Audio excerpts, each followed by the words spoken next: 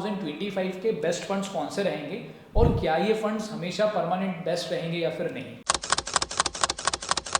बहुत से लोग इवन इन्वेस्टर्स भी ये नहीं समझ पाते हैं कि स्मॉल कैप को आइडेंटिफाई कैसे करें, और जब बियर फेज आता है तो वही mid cap companies small cap companies बन जाती है। तो क्या ये सही समय इन्वेस्ट करने के लिए या फिर हमें वेट करना चाहिए।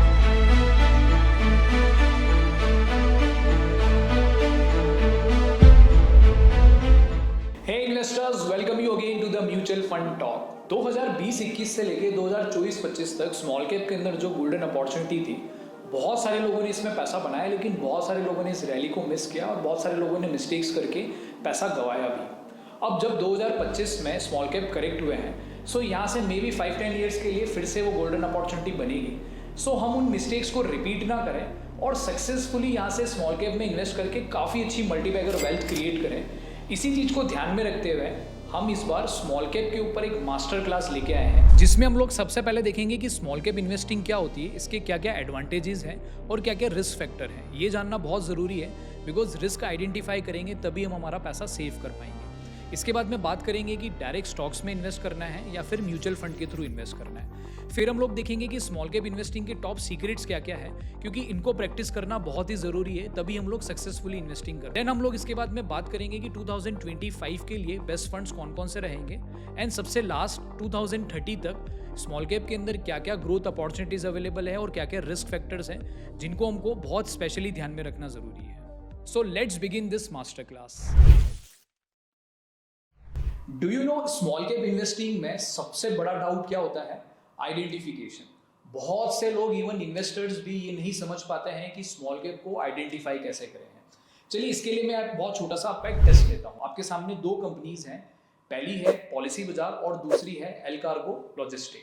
सो पॉलिसी बाजार का मार्केट कैप है 69,000 करोड़ और एल कार्गो लॉजिस्टिक का मार्केट कैप है 3,325 करोड़। अब जब ये मार्केट वैल्यू के बेसिस पे अगर आप देखेंगे तो आपको लगेगा कि एल कार्गो लॉजिस्टिक छोटी कंपनी है, पर इसमें मैं एक रेवेन्यू का एंगल और ऐड करता हूँ। सो पॉलिसी बाजार का रेवेन्यू है 3,438 करोड़ और एल कार्गो का रेवेन्यू है 13,188 करोड़। अब ये देख के आपको कन्फ्यूजन होगा, क्योंकि रेवेन्यू के बेसिस पे अब पॉलिसी बाजार आपको छोटी कंपनी लगेगी, पर इसका सही जवाब है ये दोनों ही कंपनी स्मॉल कैप्स हैं। सो स्मॉल कैप को आइडेंटिफाई करने का सबसे बेस्ट तरीका होता है उनकी बिजनेस साइकिल को अंडरस्टैंड करना।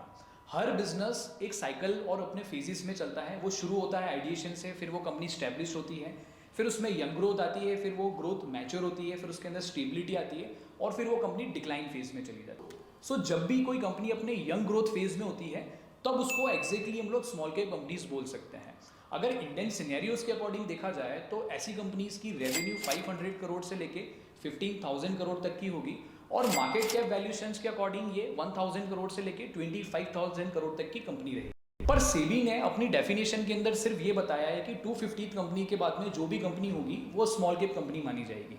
पर मुझे ऐसा लगता है कि ये फंडामेंटली रॉन्ग है, बिकॉज कई दफ़ा क्या होता है कि जब भी बुल मार्केट आता है तो उस केस के अंदर small cap companies mid cap की तरह दिखाई देने पड़ती है, और जब बियर फेज आता है तो वही mid cap companies small cap companies बन जाती हैं। सो इसके लिए सबसे बेस्ट तरीका यही माना जाता है कि अगर आप कंपनीज को बिजनेस साइकिल पे अंडरस्टैंड करेंगे तब आप एग्जैक्टली आइडेंटिफाई कर पाएंगे कि क्या वो कंपनी स्मॉल कैप है या नहीं। सो आज से 20 से 25 साल पहले जिन भी लोगों ने अंडररेटेड जेम्स को आइडेंटिफाई करके उनमें इन्वेस्ट किया होता, for example Titan, HDFC, Asian paints, तो आज उन्होंने मल्टी बैगर रिटर्न्स के साथ में अपनी वेल्थ को क्रिएट किया होता। सो उसी प्रकार हम आज के मार्केट के अंदर ऐसे ही अंडररेटेड स्मॉल कैप जेम्स को आइडेंटिफाई कर ले तो हम फ्यूचर के अंदर इसी तरह से अपने हाई रिटर्न्स बना के अपनी बहुत अच्छी वेल्थ क्रिएट कर सकते हैं। सो स्मॉल कैप इन्वेस्टिंग के दो बड़े एडवांटेजेस हैं जो कि आपको लार्ज कैप इन्वेस्टमेंट्स में नहीं मिलते हैं। सबसे पहला है ज़्यादा इन्वेस्टमेंट अपॉर्चुनिटीज़ मिलना। देखिए, इंडिया एक डेवलपिंग कंट्री है और बहुत सारी ऐसी इंडस्ट्रीज़ है जो कि अभी लार्ज कैप सेगमेंट में नहीं है। अगर आप सिंपली लार्ज कैप इंडेक्स का वेटेज और स्मॉल कैप इंडेक्स का वेटेज भी कंपेयर करेंगे तो इसमें हेल्थ केयर, कैपिटल गुड्स और केमिकल इंडस्ट्रीज का वेटेज स्मॉल कैप में कई गुना ज़्यादा है। और आप ये खुद से सोच सकते हैं कि बिना इन इंडस्ट्री के इंडिया की इकोनॉमिकल ग्रोथ पॉसिबल नहीं है। अब इसका दूसरा सबसे बड़ा एडवांटेज है कंपाउंडिंग इफेक्ट। अब क्योंकि स्मॉल कैप अपने यंग ग्रोथ फेज के अंदर होता है तो आप अनुमान लगा सकते हैं कि ये कम से कम 18 से 20% CAGR से ग्रो करते हैं इनके बिजनेसेस, सो इसका सेम इम्पैक्ट आपको इनके शेयर प्राइसेस में भी दिखता है। सो अगर बाय नेचुरली इनके स्टॉक्स में अगर आप इन्वेस्ट करेंगे तो आपकी कैपिटल 18 से 20% सीजीआर से अपना आप ही ग्रो करेगी। तो अब इसका कंपाउंडिंग के अंदर एक बहुत अच्छा एग्जांपल लेते हैं। अगर आप लार्ज कैप में इन्वेस्ट करते हैं तो 10 से 12% सीजीआर से आपका पैसा लगभग 7 साल में डबल होगा और 5 गुना होने में इसको 16 से 17 साल लगेंगे।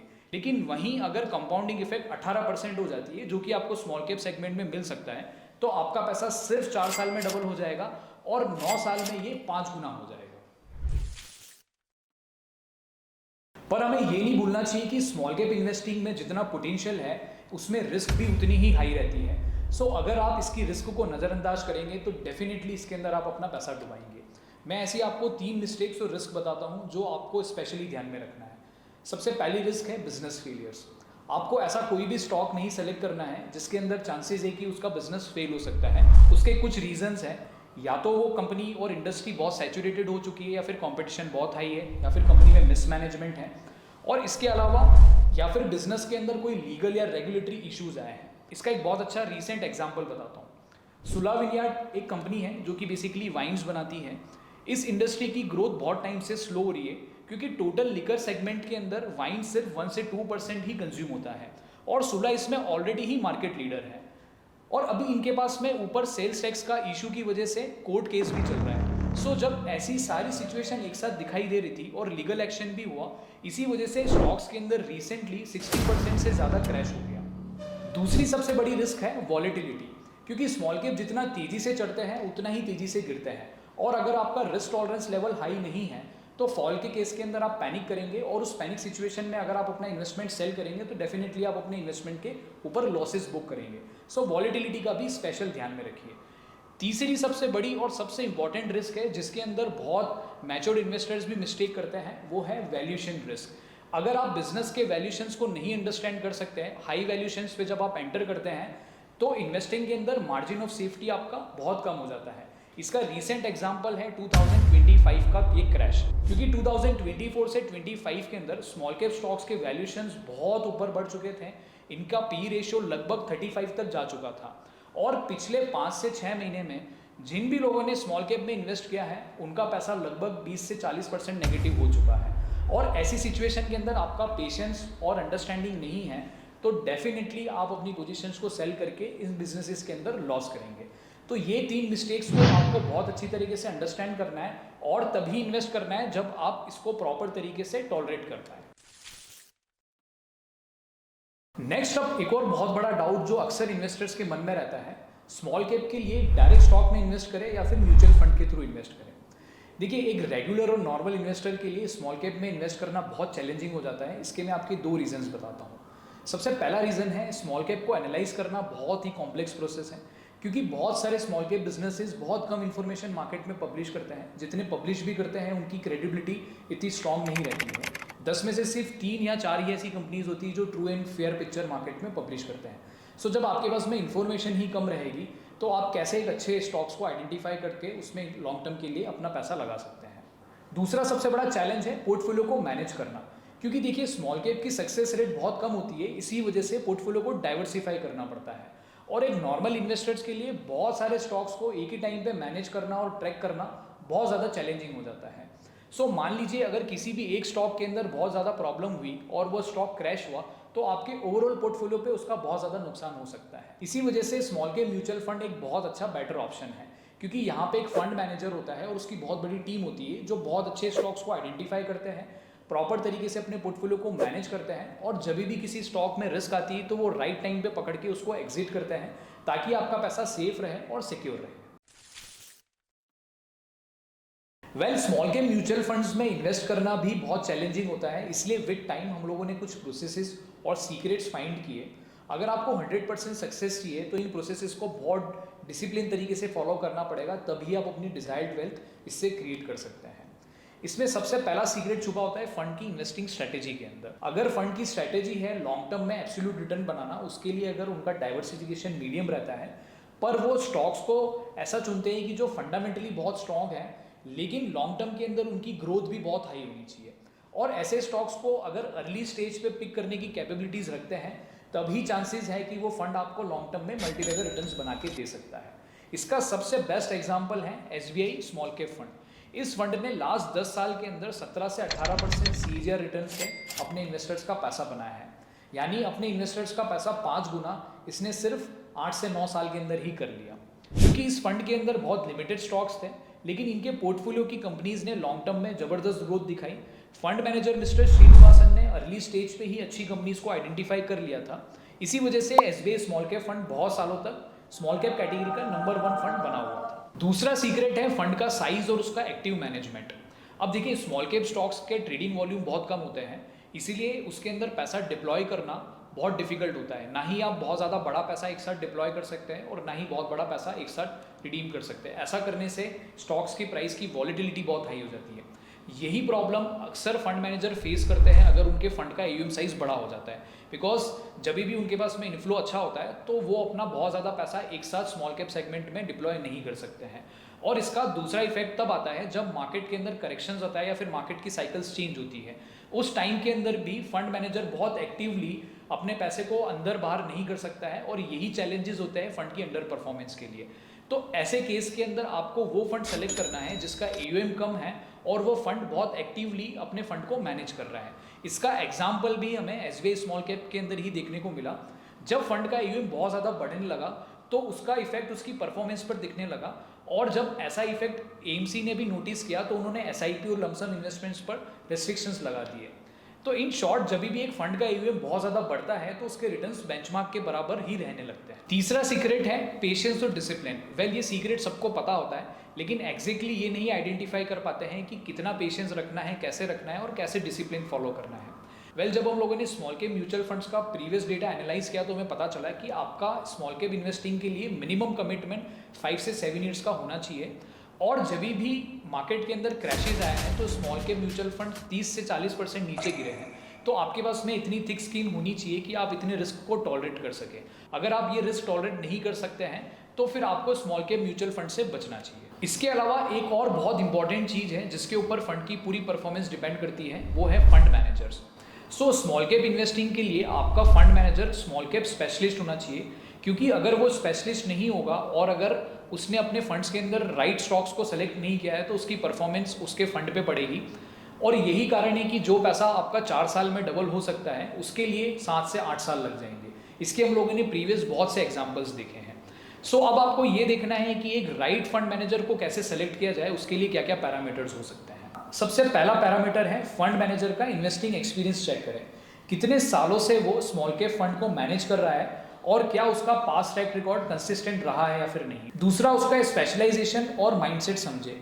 क्या वो लॉन्ग टर्म ग्रोथ को डीपली एनालाइज करते हैं, क्या उसकी strategy high absolute returns generate करने वाली है, और टफ मार्केट कंडीशंस में वो अपने पैसे को किस तरह से मैनेज करते हैं। तीसरा, उनकी एनालिस्ट टीम का साइज कितना है। जितना ज़्यादा डेडिकेटेड एनालिस्ट होंगे उतना ज़्यादा स्मॉल कैप इन्वेस्टिंग्स के आइडियाज़ मिलेंगे, और अगर एक फंड मैनेजर के पास में स्ट्रॉन्ग एनालिस्ट टीम नहीं है तो उसका डिसीजन मेकिंग लिमिटेड हो सकता है। Lastly, consistency in picking the right stocks. इसके अंदर आइडेंटिफाई कीजिए जो भी वो स्टॉक्स पास्ट में सेलेक्ट किए हैं क्या वो सक्सेसफुल रहे हैं या फिर नहीं, कितनी परसेंटेज उनकी कंसिस्टेंसी रही है। इसको आप रोलिंग रिटर्न से एनालाइज कर सकते हैं। वेल, अब तक हमने स्मॉल कैप म्यूचुअल फंड्स का ट्रू मीनिंग, रिस्क, बेनिफिट्स और सक्सेसफुल इन्वेस्टिंग के सीक्रेट्स को आइडेंटिफाई कर लिए, बट अभी भी बहुत सारे इन्वेस्टर्स की एक बेसिक रिक्वायरमेंट होगी कि अगर स्मॉल कैप म्यूचुअल फंड्स में इन्वेस्ट करना है तो 2025 के बेस्ट फंड्स कौन से रहेंगे और क्या ये फंड्स हमेशा परमानेंट बेस्ट रहेंगे या फिर नहीं। सो अभी हमने टोटल 5 बेस्ट फंड सेलेक्ट किए हैं, पर हाँ, एक चीज़ मैं आपको बता दूं, इसमें से कोई भी फंड हमेशा से बेस्ट नहीं रह सकता है, बिकॉज मार्केट डायनामिक है और fund managers time to time change होते रहते हैं। उसका इम्पैक्ट उनकी फंड की परफॉर्मेंस पर गिरता है और कई दफ़ा इसी रीजन से फंड अंडर परफॉर्म भी करते हैं। फिलहाल इन 5 फंड में से अभी हम लोग सिर्फ एक ही फंड की केस स्टडी पर डिस्कस करेंगे। बाकी सारे फंड्स की लिस्ट आपको कमेंट में मिल जाएगी और एक गूगल फॉर्म भी है जिसको अगर आप फिल करेंगे तो आपको पर्सनलाइज रिकमेंडेशंस भी मिल जाएगा, बिकॉज हर इन्वेस्टर की रिस्क प्रोफाइल और इन्वेस्टिंग स्टाइल डिफरेंट होती है, इसलिए आपको उस फंड में इन्वेस्ट करना चाहिए जो फंड आपके लिए बेस्ट सूटेबल है। सो इस केस स्टडी के अंदर हम बात करेंगे हमारे one of the top selection, जिसको हम लोगों ने बहुत अर्ली आइडेंटिफाई किया था और हमारे व्यूअर्स और हमारे क्लाइंट्स को सजेस्ट किया था। उस फंड का नाम है क्वांट स्मॉल कैप फंड। इस फंड को हमने 2021 में एक्टिव इन्वेस्टिंग के लिए शॉर्टलिस्ट किया था, क्योंकि ये इस स्टाइल को बहुत यूनिक तरीके से एग्जीक्यूट कर रहे थे। एक्टिव इन्वेस्टिंग स्टाइल का मतलब है बिजनेस साइकिल्स और ट्रेंड्स को आइडेंटिफाई करके राइट एंट्री लेना और राइट एग्जिट प्लान करके हाई रिटर्न्स बनाना। ये स्ट्रेटेजी बहुत ही रिस्की है, पर इसको अगर आप प्रॉपर स्पेशलाइजेशन के साथ में एग्जीक्यूट करते हैं तो सबसे ज़्यादा रिटर्न्स भी यही स्ट्रेटेजी आपको बना के दे सकती है। जब हमने क्वांट स्मॉल कैप को एनालाइज किया तो पता चला कि ये क्वांटिटेटिव टेक्निक्स यूज करके एक्टिव इन्वेस्टिंग स्टाइल कर रहे हैं। इसमें ये पहले ये फाइंड करते हैं कि कौन से सेक्टर्स या बिजनेस जो फंडामेंटली स्ट्रांग है पर नेग्लेक्टेड जोन्स के अंदर है। इस टाइम को ये एंट्री मानते हैं, और जब बिजनेस एडमायरिंग जोन में आने लगते हैं, यानी जब सब लोग ऐसे बिजनेस में इन्वेस्ट करने लगते हैं, तब ये उस टाइम पर एग्जिट का प्लान बनाते हैं। और इसी चीज में इनका एग्जीक्यूशन मल्टीपल साइकिल्स में स्ट्रांग रहा था, और दूसरा इन्होंने काफी बड़ा पैसा ऐसे क्वांट मॉडल्स डेवलप करने में इन्वेस्ट भी किया है। इसी वजह से इस पर हम लोग ट्रस्ट कर पाए हैं। अगर रिजल्ट्स की बात करें तो 2021 से लेकर 2020 तक फंड ने नेगेटिव 15% रिटर्न्स दिए, क्योंकि ओवरऑल मार्केट नेगेटिव था। लेकिन जून 2024 तक इस फंड ने इन्वेस्टर्स का पैसा डबल कर दिया था, ऑलमोस्ट 118% रिटर्न्स दिए। स्मॉल कैप इन्वेस्टिंग में जहां अच्छे कंपाउंडिंग इफेक्ट में 4 से 5 साल में पैसा डबल करने की बात आती है, वहीं इस फंड ने सिर्फ 3 साल में ही अपना पैसा डबल कर लिया। लेकिन फिर उसके बाद में कुछ वार्निंग सिग्नल्स मिलने लगे। सबसे पहला सिग्नल मिला, AUM एकदम रैपिडली ग्रो करने लगा, और उसके कुछ टाइम बाद ही AMC के खिलाफ एक फ्रंट रनिंग का केस भी सामने आया। ये एक रेड फ्लैग था जो कि इसका एग्जिट प्लान का सिग्नल बना, और यही एक सक्सेसफुल इन्वेस्टर का डिफरेंस होता है। सिर्फ एंट्री ही नहीं, एग्जिट भी सही टाइम पे लेना होता है। नाउ इन लास्ट सबसे इंपॉर्टेंट ये जानना जरूरी है कि स्मॉल कैप स्टॉक्स इतना क्रैश कर चुके हैं, तो क्या ये सही समय इन्वेस्ट करने के लिए या फिर हमें वेट करना चाहिए। देखिए, ये क्रैश 3 रीजंस की वजह से आया है। सबसे पहला रीजन है वैल्यूएशंस, बिकॉज स्मॉल कैप के अंदर इतना हैवी इन्वेस्टमेंट पिछले 4 साल में हुआ है कि इनके वैल्यूएशन बहुत ज़्यादा स्ट्रेच कर चुके हैं। ऑल्दो ये मार्केट के फॉल के साथ में गिरे हैं, बट फिर भी अपने एवरेजेस से कई गुना ज़्यादा है, और मार्जिन ऑफ सेफ्टी अभी भी फेवर में नहीं है।